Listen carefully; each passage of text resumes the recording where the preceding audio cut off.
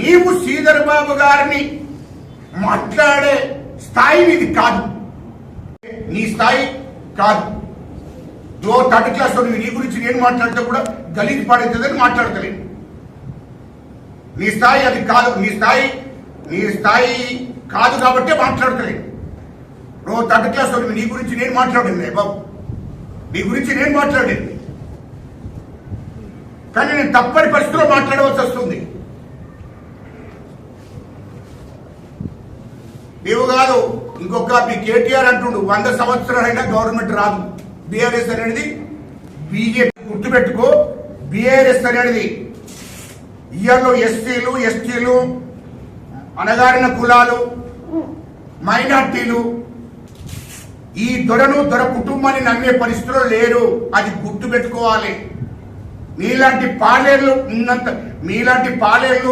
వాళ్ళకు సపోర్ట్ చేస్తారు తప్ప మీరంతా పెద్ద పాలేరు.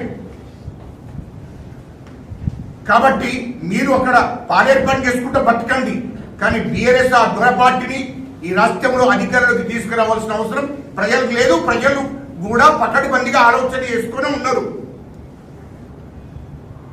ఎట్టి పరిస్థితిలో బీఆర్ఎస్ అనేది ఇంకొక 50 ఏళ్ళు కానీ బీఆర్ఎస్ అనేది ఇక్కడ లేదు. దొర పార్టీని రానియరబ్బా. కేసీఆర్ దొర పార్టీని ఈ రాష్ట్రంలో అధికారులకి రానియరు. అది గుర్తుపెట్టుకో. ఈ దోపిడీ చేసిన ఎమ్మెల్యేలందరికీ, ఈ మంత్రులందరికీ కూడా, మాజీ మంత్రులందరికీ కూడా చెప్తున్నాం, మీరు తలకిందులు పెట్టుకున్న ఈ రాష్ట్రంలో ఆ దొర కుటుంబాన్ని నమ్మరు తెలంగాణ ప్రజలు. ఇష్టం వచ్చినట్టు మాట్లాడుతున్నా అంటే నువ్వు మర్యాదగా మాట్లాడని నేర్చుకో.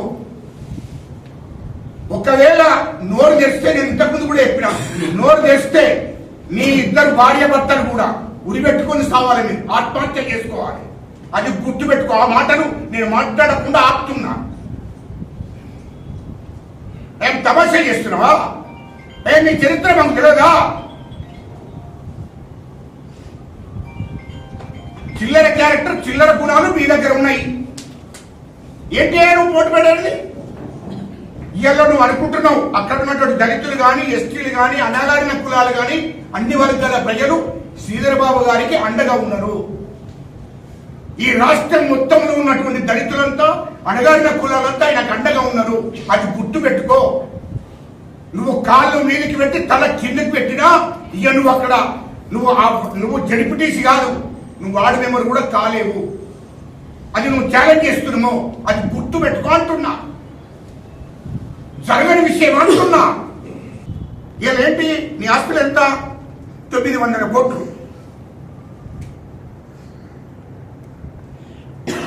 నువ్వు ఇతర దేశాలలో కూడా పెట్టుబడి పెట్టే స్థాయికి ఎదిగావు. తల్లులకు, నీ బిడ్డలకు, నీ కుటుంబ సభ్యులకు ఒక్కొక్కరికి 100 కోట్లు ఇచ్చావు. ఇక్కడ నుండి వచ్చింది డబ్బంతా. ఇక్కడ నీ భూములు ఎంత? నీ అయ్యవ సంపాదించిన ఆస్తులు ఎంత? శ్రీధర్ బాబు గారి దగ్గర గేటు దగ్గర ఉన్నప్పుడు నీ ఆస్తులు ఎంత? మీరు భార్యాభర్తలు పోయి ఇంటి ముందట పనిచేసి, శ్రీధర్ బాబు గారి అయ్యగారి ఇంటి ముందట పనిచేసినప్పుడు నీ ఆస్తులు ఎంత?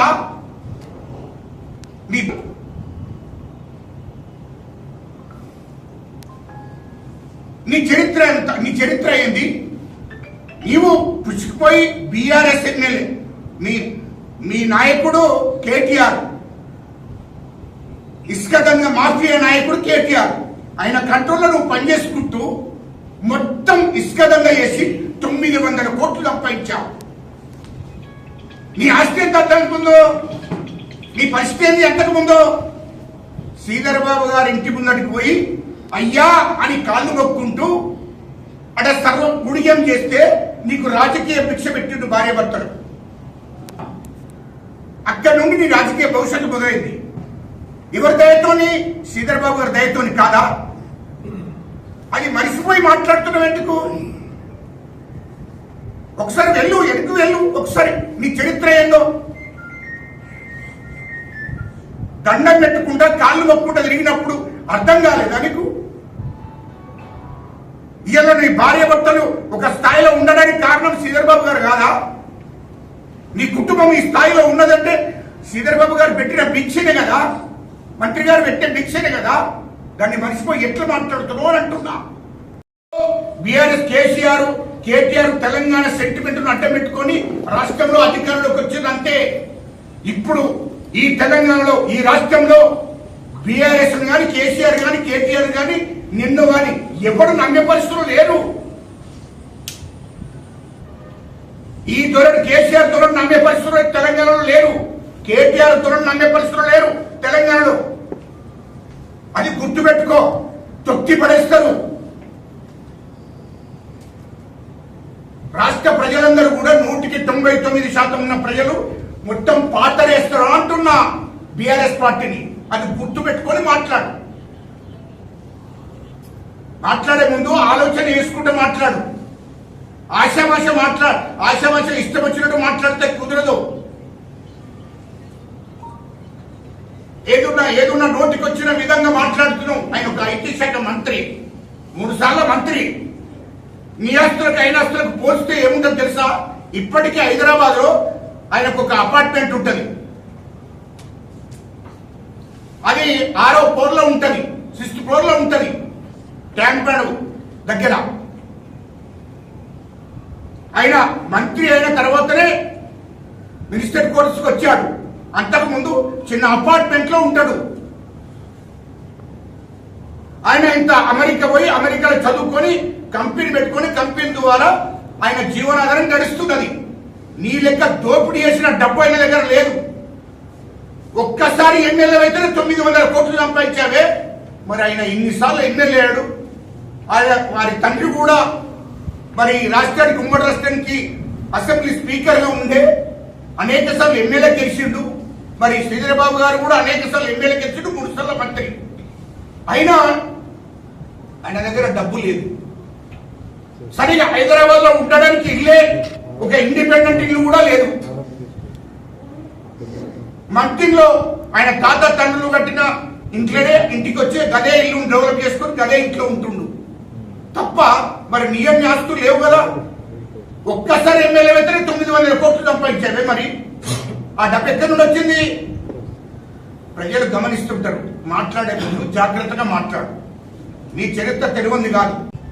నీవు ఒక్కసారి ఎమ్మెల్యే అయితే అక్కడ ఉన్నటువంటి మంత్రి కాన్స్టిట్యూషన్ ఉన్నటువంటి దళితులకు రక్షణ లేకుండా పోయింది.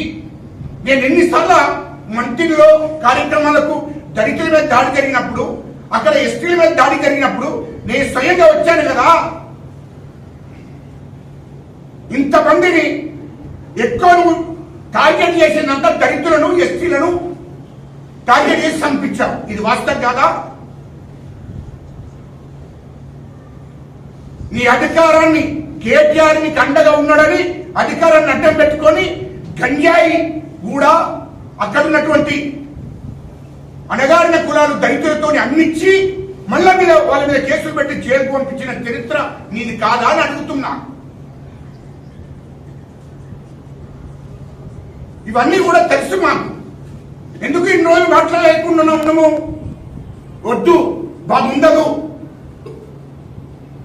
అని ఆలోచనతో ఉన్నాము. విడిగా అక్కడ నువ్వు ఎమ్మెల్యేగా జడిపి చైర్మన్ గా పనిచేసినావు కదనే. మరి మీ కేటీఆర్ తో ఎన్ని ఇనాగ్రేషన్ చేయించినవయా? ఏమన్నా రోడ్లు వేయించినవా? లేకుండా దళితులకు అక్కడ ఉన్న ఎస్టీలకు అణగారిన కులాలకు ఏమన్నా ఇండ్లు ఇప్పించినవా? ఏమన్నా డబ్బులు బెడ్రూమ్లు కట్టావా? ఏమన్నా రోడ్లు వేయించావా? ఏమన్నా ప్రజలను ఆదుకున్నావా? అని ఏం చేసావో అవిటి గురించి చెప్పవయ్యా. శ్రీధర్ బాబు గారిని మాట్లాడే అధికారం నీకెక్కడిది, అక్కడ నీకెక్కడిదయ్యా? అర్హత నీకుందా అని అంటున్నా. నీ చిల్లర దందాల గురించి ఆ కాన్స్టిట్యూన్సీ ప్రజలకు తెలుసు. ఎన్ని మాట్లాడినా అక్కడ ప్రజల్ని నమ్మే పరిస్థితి లేదు. నీవు 10 ఏళ్లలో దళితులకు రక్షణ లేకుండా పోయింది. అక్కడ ఎస్టీలకు రక్షణ లేకుండా పోయింది. ఎవడు ఎదురు మాట్లాడితే వాళ్ళ మీద దాడులు చేయించావు, చంపించావు. మంత్రి మదానంతో చంపి కాలువలో పడేస్తే ఆ శవాన్ని తీసుకొచ్చి ఇంటి ముందటేస్తే అక్కడ వాళ్ళు ఎవరైతే నీ అల్లుడితో సహా నీ బంధువులు ఏదంటున్నారు, ఒక్కరి మీద కూడా కేసు కాకుండా చూశావు. అది మాకు తెలియదావే. అంటే నీ చరిత్ర పూర్తిగా తెలవకుండా లేము. ఆ విధంగానే ఇవాళ ఆరుమూరు జీవన్ రెడ్డి వేల కోట్లు సంపాదించాడు.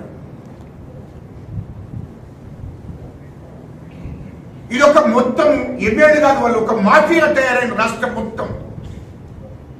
ఒక దుర్మార్గమైన పరిపాలన జరిగింది రాష్ట్రం మొత్తం అన్ని నియోజకవర్గాల్లో.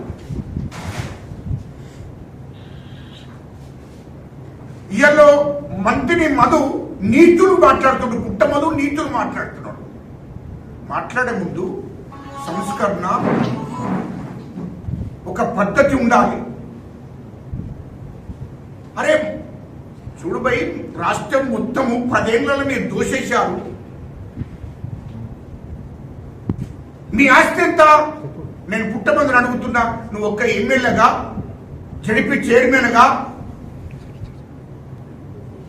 అంతకుముందు నీ ఆస్తి ఎంత, తర్వాత నీ ఆస్తులు ఎంత? ఒక పని చేద్దాం.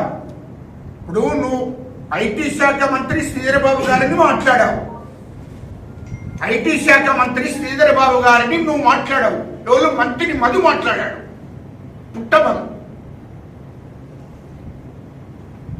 నీ ఒక్కసారి నీ గత చరిత్రకి వెళ్ళు. నీకు రాజకీయ భిక్ష పెట్టింది ఎవరు? శ్రీధర్ బాబు గారు కాదా? శ్రీధర్ బాబు గారు తండ్రి శ్రీపతిరావు గారు అక్కడ ఎమ్మెల్యే, మంత్రిగా, ఒక ఉమ్మడి రాష్ట్రానికి స్పీకర్గా, అసెంబ్లీ స్పీకర్గా వాళ్ళకు రాజకీయ చరిత్ర ఉంది. పుట్టమధు శ్రీపతిరావు గారిని, అదేవిధంగా శ్రీధర్ బాబు గారి ఇంటి ముందు మరి ఉన్నటువంటి వ్యక్తి. అది నువ్వు గుర్తుంచుకోవాలి మదన్న. నువ్వు పుట్టమధు గారు మీరు గుర్తుంచుకోవాలి విషయం అండి. నీకు రాజకీయ భిక్ష పెట్టింది ఎవరు? శ్రీధర్ బాబు గారు కాదా? ఐటీ శాఖ మంత్రి వర్యులు. నీకు బాబు గారే కదా అన్నం పెట్టింది. ఇలా నీ భార్య భర్తలు రాజకీయంగా ఎదగడానికి కారణం బాబు గారే కదా, శ్రీధర్ బాబు గారే కదా. అది మర్చిపోయి మాట్లాడితే వాడు వీడను మాట్లాడుతున్నావు. అది సంస్కరణ కాదు కదా, పద్ధతి కాదు కదా. నువ్వు మాట్లాడే మాటలేంటి? బాగుండదు. మొత్తం నీ చరిత్ర ఇప్పితే నీకు నువ్వే ఆత్మహత్య చేసుకోవాల్సి వస్తుంది. ఎవరు చేసుడు కాదు, నీకు నువ్వే ఒక్కసారి వెనక్కి వెళ్ళి చూసుకోవాలి. రాజకీయాలు అనేది కొంచెం పూర్తిగా అవగాహనతో మాట్లాడాలి. మరి నీకు రాజకీయాలు తెలుసా తెలియదా? నేను ఇయ్యము. మేము ఈ దోసుకున్నటువంటి 30,000 ఎకరాల భూమిలో 1 ఎకరం కూడా భూమి ఇయ్యము. ఈ 3 లక్షల కోట్లలో 1 రూపాయి కూడా నీకు ఇయ్యమని చెప్పి కేసీఆర్ బిడ్డను, కేటీఆర్ మరి ఆయన చెల్లె కవితను బయటికి నెట్టేయడం జరిగింది.